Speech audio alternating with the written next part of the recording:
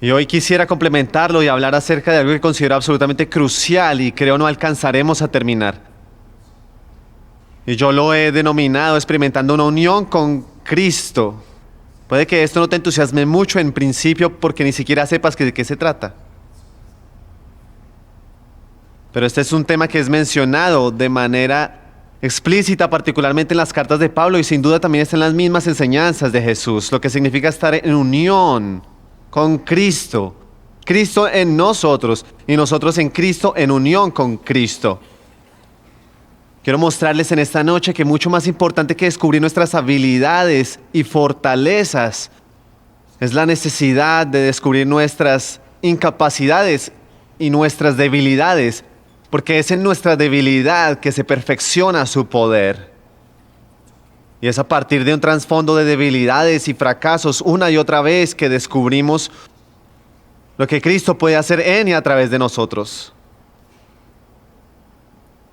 Tenemos que entender el significado de lo que Jesús dijo en Juan 15. Veremos ese versículo en pocos minutos. Sin mí nada podéis hacer. Tenemos que entender lo que Jesús quiso decir.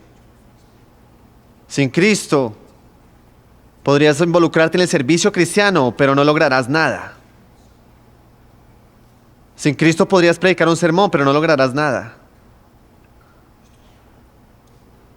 Y si no entendemos esto, pasaremos nuestras vidas frustrados. Estaremos tan frustrados como si tratáramos de levantarnos usando los cordones de las botas. Simplemente no funciona.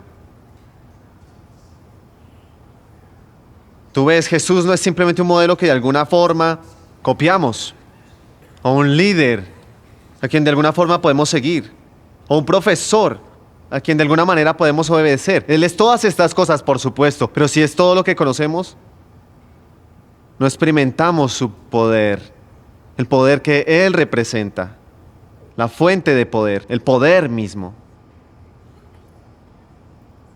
Quiero leer Juan 14, verso 10, porque nuestra unión con Cristo, nuestro vivir en dependencia de Él y en unión con Él, deberá ser de la misma forma como Jesús vivió en unión con su Padre. Y en Juan 14, verso 10, Jesús dice que ¿acaso no crees que yo estoy en el Padre y que el Padre está en mí? Veremos en un momento que así es como Jesús describe nuestra relación con Él. Y Él vive en nosotros, nosotros estamos en Él. Ahora Él describe su relación con su Padre. Yo estoy en mi Padre está en mí. Las palabras que yo les comunico no las hablo como cosa mía, sino que es el Padre que está en mí, el que realiza sus obras. Mis palabras, Jesús dice, mis palabras no tienen su origen en mí. Ellas tienen su origen en mi Padre, y lo que ven en mí es mi Padre viviendo en mí, haciendo sus obras. Eso está en Juan 14. Ahora vamos a Juan 15. Y esto ocurrió la misma noche en que Jesús estuvo en el aposento alto. De hecho, fue la noche en la que fue arrestado y temprano en la mañana fue crucificado. Hemos cortado el discurso que Jesús dio a sus discípulos en los capítulos y versos por conveniencia. Pero es un discurso completo, el que Él hablaba acerca de estar en su Padre y su Padre en Él, etc. De que las obras y palabras que han escuchado de Él vienen de su Padre. Ahora, en Juan 15, permítame leerles los versos 4. Permanezcan en mí y yo permaneceré en ustedes. Así ahora Él aquí está hablando de la misma relación, pero esta vez entre sus discípulos y Él. Permanezcan en mí y yo permaneceré en ustedes, así como ninguna rama puede dar fruto por sí misma, sino que tiene que permanecer en la vid, así tampoco ustedes pueden dar fruto si no permanecen en mí. Yo soy la vid y ustedes son las ramas, y el que permanece en mí como yo en Él dará mucho fruto. Muchas cosas pasarán, pero separados de mí no pueden ustedes hacer nada. Tú ves que el Señor Jesús no enseñó a sus discípulos métodos infalibles para vivir. Él les enseñó principios espirituales que permitieran a Dios obrar en ellos. De modo que la explicación para todo esto en sus vidas tendría que ser sobrenatural, no natural. Algo más que solo el factor humano involucrado en esto. Dios está en esto. Esa es la definición de algo sobrenatural. Bien, me parece que gran parte de la vida cristiana y obra cristiana, de la doctrina cristiana en nuestros días, se ha convertido en un asunto de aprender técnicas, métodos o programas y en entrenar personas para servir a Dios de la misma forma que podríamos entrenar a alguien más para vender seguros de vida. De hecho, en una ocasión yo estuve predicando en una iglesia en los Estados Unidos. Ellos hicieron un anuncio y esta fue la esencia de la convocatoria que hicieron. Yo no lo escribí palabra por palabra. Ellos estaban anunciando que alguien vendría a dictar un seminario sobre evangelismo personal y dijeron tal y tal, sea cual sea su nombre, es sin excepción el mejor vendedor de su compañía año tras año. Y él va a dictar este seminario acerca de evangelismo personal. Aprenda cómo evitar que las personas le respondan con un no. Y decían que esto podría ser aplicado al evangelismo personal. ¿Qué tal el sinsentido? Tú puedes enseñar a los loros a decir cosas correctas, pero sin que haya vida espiritual involucrada. Y tiempo después, puedes preguntarte si fue efectivo forzar a alguien a decir que sí mediante estrategias para evitar un no. Puedes regresar en 6 meses y dime dónde se encuentran. O regresar en 5 años y ver si hay algún fruto y vida espiritual fluyendo a través de ellos. Hay muchas cosas involucradas en el evangelismo más que tener un argumento ganador, es resucitar a los muertos. Usted no levanta muertos espirituales con argumentos. Si no lo crees, entra a un cementerio e inténtalo. Tú levantas muertos mediante algo sobrenatural que toma lugar en el corazón. Por eso es que nadie puede decir que Jesús es Señor, sino por el Espíritu Santo. Por eso es que si vamos a ministrar efectivamente, tenemos que aprender a dejar fluir el Espíritu Santo en nosotros. Aprender cómo experimentar el fluir del Espíritu Santo, la unión con Cristo de la que Jesús habla. Él permanece en unión con su Padre y dice, todo lo que ven en mí, no me feliciten por eso, es mi Padre haciendo la obra. Y todo lo que va a perdurar en ustedes, fruto que abunde, será mientras permanezcan en mí y yo en ustedes, porque separados de mí nada podéis hacer, así como una rama permanece en la vid, la rama toma la sustancia y la vida y la salud de la vid. Permítame leer Juan 5, verso 19. Entonces Jesús afirmó, ciertamente les aseguro que el Hijo no puede hacer nada por su propia cuenta.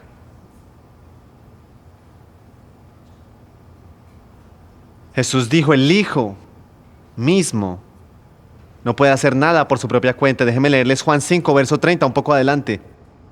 Por mi propia cuenta yo no puedo hacer nada. Eso es lo que Jesús dice. En Juan 8:28, Él dice allí, en Juan 8:28, Él dice,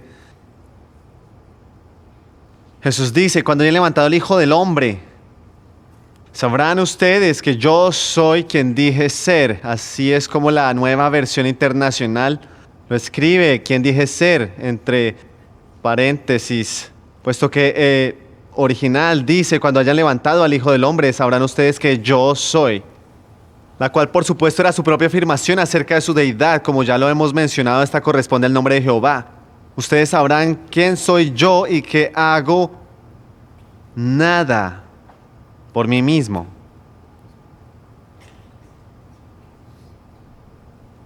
de todos los milagros que Jesús realizó, de todas las maravillosas palabras que salieron de sus labios, de todos los increíbles impactos que Él hizo en las demás personas, su propia afirmación acerca de sí mismo fue: no me feliciten.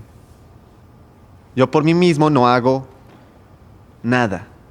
No es una opinión ajena acerca de Jesús, no es mi opinión, la propia declaración de Jesús acerca de sí mismo. La explicación de lo que Jesús hizo está en este verso que yo leí en Juan capítulo 14, verso 10. ¿Acaso no crees que yo estoy en el Padre y que el Padre está en mí? Las palabras que les comunico no las hablo como cosa mía, sino que es el Padre que está en mí que realiza las obras. Créanme cuando les digo que yo estoy en el Padre y que el Padre está en mí. O al menos créanme por la evidencia de los milagros mismos. Ahora dijo Jesús, estos milagros son evidencia del Padre en mí y yo en el Padre. Explicación de las obras que Jesús hizo. Él dice, es mi Padre viviendo en mí. La explicación de sus palabras, dice Jesús, es mi Padre viviendo en mí.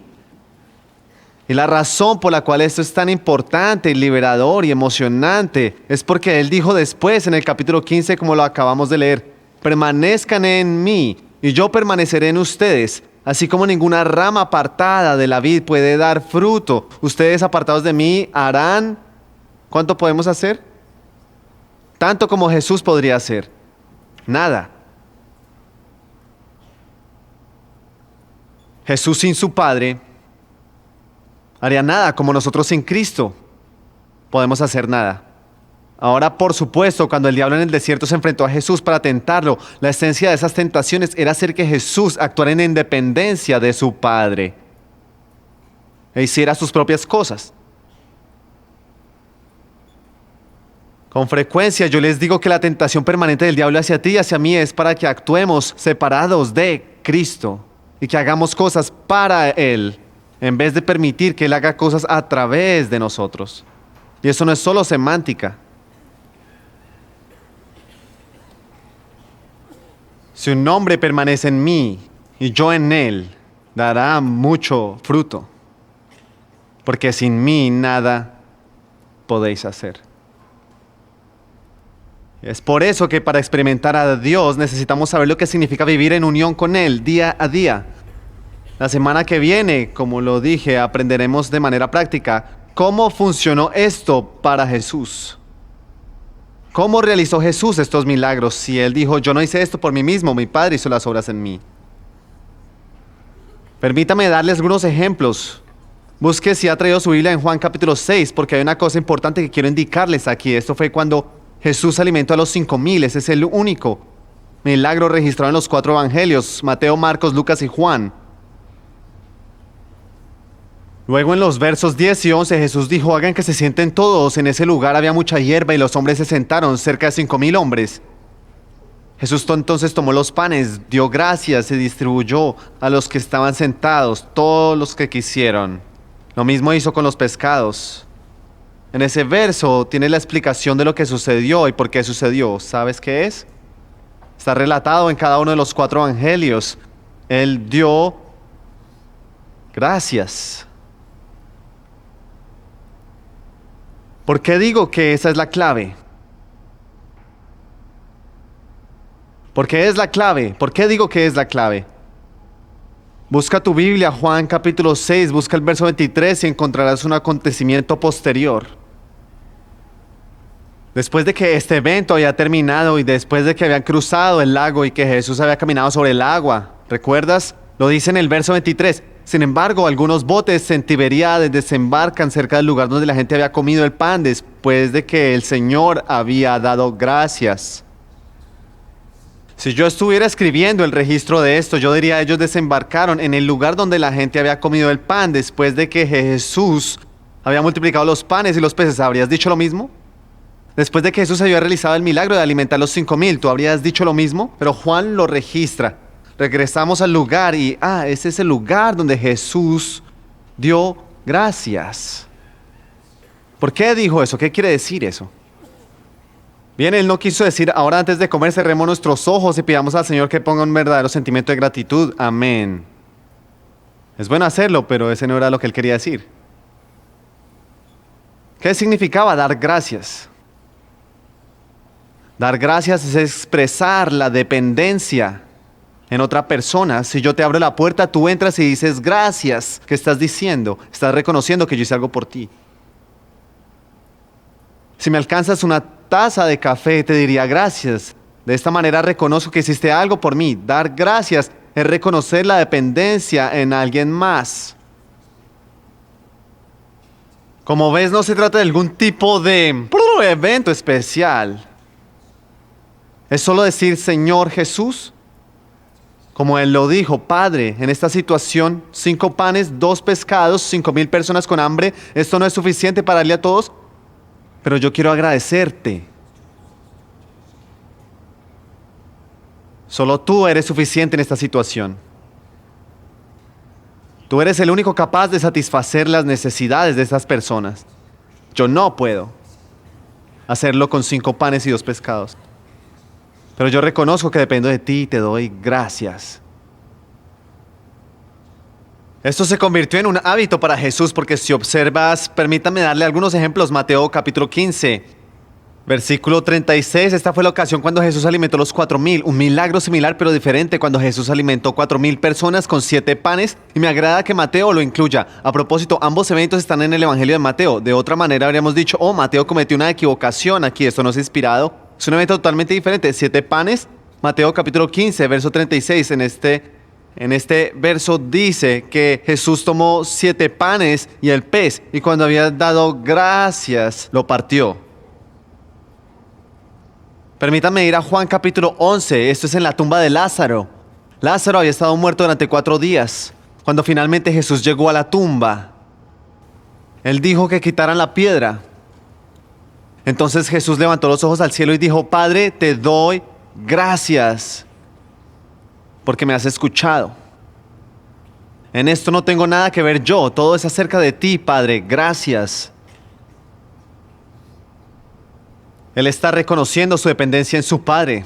¿Recuerdas la última noche antes de ser crucificado? En el aposento alto, al final de la comida, Él tomó el pan de la comida y lo partió y lo dijo, este es mi cuerpo. Él tomó un poco del vino sobrante de la comida, lo vertió en un vaso y dijo, esta es mi sangre, la cual será entregada por ustedes. Y te darás cuenta de lo que él hizo en ambos casos. Dice, él dio gracias.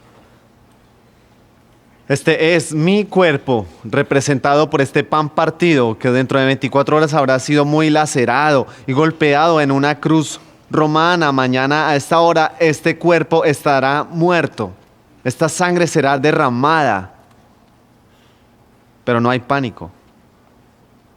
Gracias a ti, Padre. En dependencia de ti, me levantarás de los muertos. Por eso se nos dice en el Nuevo Testamento, Primera de Tesalonicenses 5, verso 18, den gracias a Dios en toda situación. Esto no significa estar agradecido por todas las circunstancias. Durante nuestra conferencia de misiones, nuestras mentes fueron expuestas a terribles situaciones alrededor del mundo. Algunas de estas son como el SIDA o niños huérfanos. No decimos, Padre, gracias por eso. Por supuesto que no. Por supuesto que no, nuestros corazones están quebrantados por eso. Pero decimos, Padre, gracias, que en medio de esta tragedia, tú estás vivo, tú estás interesado, tú estás involucrado. Confiamos en ti. Creo que un versículo clave en la vida cristiana está en Colosenses 3:17. Y todo lo que hagan, de palabra o de obra, nada que ver con lo que haces en la iglesia, no tiene que ver con el ministerio. Si es el enviar a tus hijos a la cama en la noche, si es al conducir el automóvil por la carretera, si es al hablar con tu vecino, cortar el césped, al comprar cosas en el supermercado, sea lo que sea que hagas, lo hagas, cualquier cosa que estés haciendo, sea de palabra o hecho, hazlo en el nombre del Señor Jesús. Eso significa hacerlo bajo su autoridad, dando gracias a Dios por medio de él. Eso está en Colosenses 3:17. Si deseas un versículo que te ayude a vivir la vida cristiana para toda en la vida, todo lo que hagas, que sea en su nombre, eso significa bajo su autoridad. En cada situación tú dices, gracias, Padre. Y eso es realmente liberador, es muy liberador. Porque para todo lo que enfrentes, tú sabes que humanamente somos débiles. Has aprendido a orar en cada situación. Gracias. Que tú estás vivo y tú estás en control de esta situación. Mira, el lenguaje de la fe no es por favor, sino gracias. Por favor es una palabra débil. Yo esperaría, si quisieres, por favor, hazlo, por favor. Gracias es una palabra de seguridad. Y aprendemos a agradecer a Dios de antemano. Rápidamente, para finalizar, los discípulos no aprendieron esto sino hasta Pentecostés. Y hasta Pentecostés ellos creían que el discipulado básicamente era tratar de imitar a Jesús. Y fallaron, como lo sabes. También creían que el discipulado era simplemente tratar de obedecerlo a Él por medio de sus esfuerzos humanos y también fallaron, como lo sabes. Me parece fascinante que en el día de Pentecostés, cuando Pedro se levantó a predicar, y como sabes, Pedro había pasado por el molino de su propio fracaso y desilusión en el versículo 22 de Hechos capítulo 2, cuando Pedro se levantó a predicar. Eso fue lo que dijo acerca de Jesús, habiendo explicado lo que estaba pasando, que era lo que Dios había profetizado a través del profeta Amos, que en los últimos días derramaría su espíritu sobre toda carne, y etc. En el verso 22 de Hechos dice: pueblo de Israel, escuchen esto. Jesús de Nazaret fue un hombre acreditado por Dios ante ustedes con milagros, señales y prodigios, los cuales realizó Dios ante ustedes por medio de él, como bien lo saben. ¿No es interesante? Yo habría pensado que Pedro predicaría la deidad de Cristo, tú también, pero él no lo hizo, él predicó la humanidad de Cristo, porque yo pienso que Pedro estaba diciendo: por fin, lo entendí, solo escuchen, Jesús fue un hombre quien demostró lo que realmente significa la verdadera humanidad. Dios obraba a través de él. Ahora lo entiendo. Él fue un hombre acreditado por Dios para milagros, prodigios y señales. ¿Sabes por qué creo que Pedro lo comprendió? Porque en el siguiente capítulo 3, cuando él entraba al templo, encontró un hombre que le pidió limosna. Pedro le dijo: yo no tengo dinero, pero lo que tengo te lo doy en el nombre de Jesús. Levántate y camina. Y el hombre empezó a saltar alrededor y una multitud se congregó y se reunieron alrededor de Pedro. Cuando Pedro vio esto, en Hechos capítulo 3, en el verso 12, cuando Pedro vio esto, les dijo: pueblo de Israel, ¿por qué sorprenden con esto? ¿Por qué nos miran como si por nuestro propio poder o virtud hubiéramos hecho caminar a este hombre? ¿Por qué me ven como si yo hubiera hecho esto? No me acrediten como un hacedor de milagros. No llamen a esto el hecho de un apóstol. Es más maravilloso que eso. El Dios de Abraham, Isaac y Jacob, el Dios de nuestros padres, ha glorificado a su siervo Jesús. Y Pedro continúa explicando: es por la fe en él que este hombre a quien ustedes ven recobró su fortaleza. Esto no es algo que yo haya hecho para Jesús, porque como yo he aprendido, Pedro podría haber dicho: yo aprendí de mi propia debilidad el día que Jesús fue crucificado, porque yo le dije que me quedaría con él y lo negué. Y Jesús dijo: el espíritu está pronto, pero la carne es débil. Pero ahora he aprendido algo. No es lo que yo hago por Dios, es lo que Dios hace en mí y a través de mí. Porque es Dios quien obra en nosotros. En Filipenses capítulo 2 dice: así el querer como el hacer por su buena voluntad. Y yo anoté en algún lugar algo que encontré justo ayer, escrito en un idioma hablado en África Central. Ellos tradujeron ese versículo: Dios obra en vosotros el querer y el hacer por su propio placer. Ya que Dios da el querer ser y también da el cómo ser. Dios obra en ti, Él es el querer ser, Él te da los deseos, el apetito por la justicia, por la santidad, por la efectividad, por producir fruto. Dios obra en ti el querer, pero si eso fuera todo, eso te frustraría. Él es el querer ser y Él es el cómo ser. Puedes volver a tu matrimonio, el cual tal vez te resulte frustrante. Puedes regresar mañana al mismo lugar del trabajo y tal vez ni siquiera tengas deseos de levantarte para ir a trabajar. Puedes volver a tu ministerio cristiano, ya sea dirigiendo un grupo celular o una clase de escuela dominical o lo que sea. Tú puedes regresar a tu ministerio. Muchos de ustedes están involucrados en otros ministerios. No importa cuáles eventos vengan en tu contra, sean difíciles, sean duros, te puedes decir en esta situación: no es lo que yo haga por Dios, es lo que Dios haga en mí y a través de mí. Así que Jesús, gracias. Y puedes ir a la cama y descansar. Porque no es tu responsabilidad. Tu responsabilidad es permitirle a Él vivir en ti. ¿Cómo funciona todo esto? Lo veremos la próxima semana. Esta noche es solo la mitad del mensaje. Porque Jesús dijo en Juan 14: ciertamente les aseguro que el que cree en mí, las obras que yo hago también Él las hará. Eso es extraordinario.